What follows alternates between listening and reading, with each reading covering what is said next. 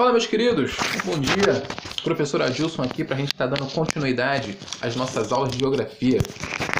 Hoje, o tema da nossa aula, dando continuidade aos estudos do planeta Terra. Na última aula a gente entendeu um pouco sobre os agentes endógenos de transformação do relevo, e a nossa aula de hoje é sobre os agentes exógenos, os agentes que acontecem do lado de fora do planeta Terra. Vamos entender um pouquinho deles agora. Agentes exógenos. Os agentes exógenos modificam o relevo. Eles são as águas do mar, dos rios, das chuvas, do gelo, o vento e o homem, causando a erosão marinha, fluvial, erosão pluvial, erosão glacial, eólica ou antrópica. Eles agridem e transformam a superfície da Terra, fazendo com que ela tenha vários formatos e tamanhos diferenciados aí, ou seja, as superfícies do planeta Terra são alteradas de acordo com alguns elementos que acontecem aí do lado de fora do nosso planeta. A gente entendeu na última aula o que acontece do lado de dentro, que modifica a superfície. Hoje a gente vai entender o que acontece do lado de fora do planeta Terra, que também altera aí as formas que o planeta Terra tem. Outra coisa que a gente tem que entender também é o que é o intemperismo. Intemperismo é o processo de transformação das rochas por desagregação, por quebra, seja física, química ou biológica. Existe o intemperismo físico, o intemperismo químico ou o intemperismo biológico. Entendam, intemperismo é o processo de fragmentação das rochas, como as rochas elas são quebradas, entendeu? E a alteração nas formas das rochas altera a superfície do local onde elas estão instaladas. Primeira coisa, o intemperismo e o clima também, uma coisa importante que a gente tem que entender. O clima é o mais relevante fator de influência sobre o controle do intemperismo. Isso porque ele interfere na ação dos principais agentes de decomposição e desagregação das rochas, como a água, por exemplo. A quantidade de água no lugar pode ser regulada pelo clima, pela quantidade de chuvas que acontecem naquele lugar, por exemplo.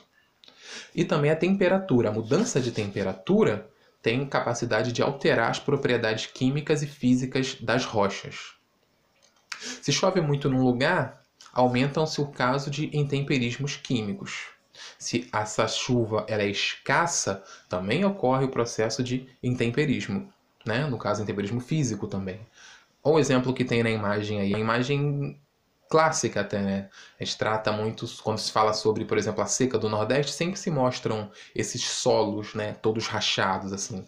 Isso acontece por causa dos processos intempéricos e de erosão.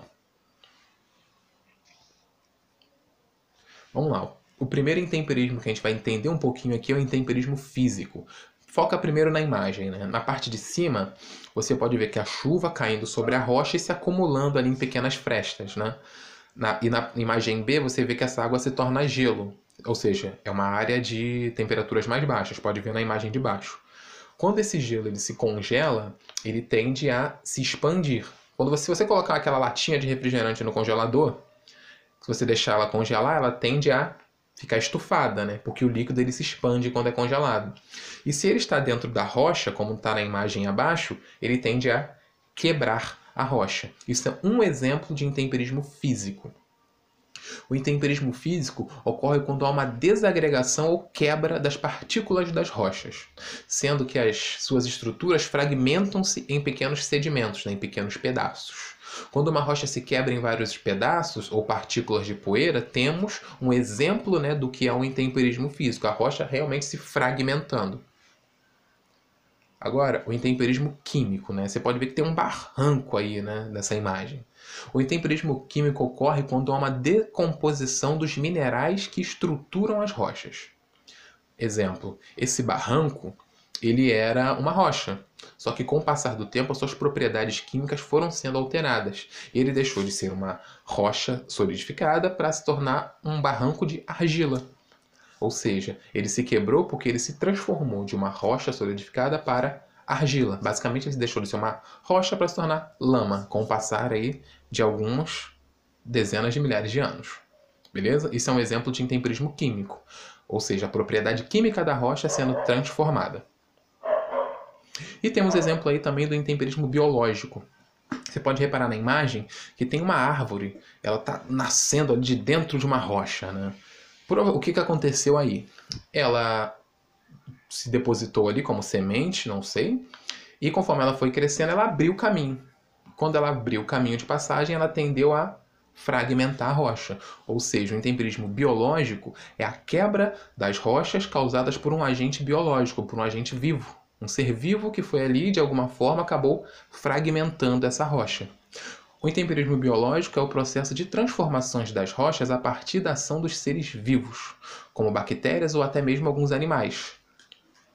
Também inclui-se nesses processos as raízes das árvores, né? Como é o exemplo que eu coloquei aí na imagem para vocês verem. Erosão. Né? A gente falou que é intemperismo, agora vamos entender o que é erosão. Erosão é o processo de desgaste, transporte e sedimentação do solo. Desgaste, transporte e sedimentação. Como efeito das ações dos agentes erosivos, tais como a água, os ventos ou os seres vivos. Quando mais rocha ela é desgastada, transportada e depositada em algum lugar, acontece o processo de erosão. A gente vai entender agora quais são os principais agentes erosivos, né? Quais são os tipos de erosão. Primeiro é a erosão pluvial, né? Que é, como o nome indica, é a erosão que é causada pela água da chuva. Nessa imagem, vocês estão vendo um morro, né? E uma cicatriz enorme aí nesse morro, né? A gente chama isso de cicatriz. O que aconteceu aí? Teve uma chuva muito forte, o solo ele ficou muito úmido, né? Ficou saturado, como a gente costuma dizer, e veio a força da gravidade e fez com que esse solo se desbarrancasse. A gente chama isso de movimento de massa. Como o próprio nome indica, é o causado pelas águas da chuva. Em menor intensidade, ela provoca apenas lavagem dos solos, mas em grandes proporções provoca alterações mais intensas, como erosões mais profundas. Quando elas acontecem em áreas urbanas, né, como esse exemplo, você pode ver que tem várias casas embaixo, isso pode causar muita destruição. Erosão fluvial é a erosão causada pela água dos rios. Você pode ver nessa imagem que toda essa paisagem aí ela foi esculpida pela força desse rio. A passagem desse rio por esse lugar ao longo de milhares e milhares de anos cavou essa superfície. Você pode ver que tem o topo desses morros, né, desse planalto. Provavelmente há milhares de anos esse rio era próximo ao topo. Só que conforme ele foi se movimentando, ele foi escavando a rocha e chegando cada vez mais profundo. Erosão fluvial é a força da água dos rios esculpindo, né, decompondo e transportando aí os fragmentos das rochas. A erosão marinha, você pode ver aí que você tem uma falésia, uma espécie de falésia aí, né, e ela é causada pela força das ondas do mar. Ao longo de milhares de anos, as ondas do mar batendo nesse local, batendo sobre esse relevo, esculpiu essa rocha dessa forma que ela está aí hoje. Muito provavelmente daqui a mais alguns milhares de anos, essa rocha pode não ser mais encontrada aí, devido ao que? A força das ondas que constantemente vai atacá-la. A erosão eólica, né? Como o nome diz, ela é causada pelos ventos. Os ventos têm propriedade de mudar o relevo. O exemplo que eu trouxe aí na imagem, você pode ver aí esse monte de areia subindo, isso é uma duna, e ela está sendo modificada pela ação dos ventos. As dunas nunca são a mesma coisa, elas são uma forma de relevo, mas elas nunca são iguais, porque os agentes erosivos ali, a erosão eólica é sempre intensa.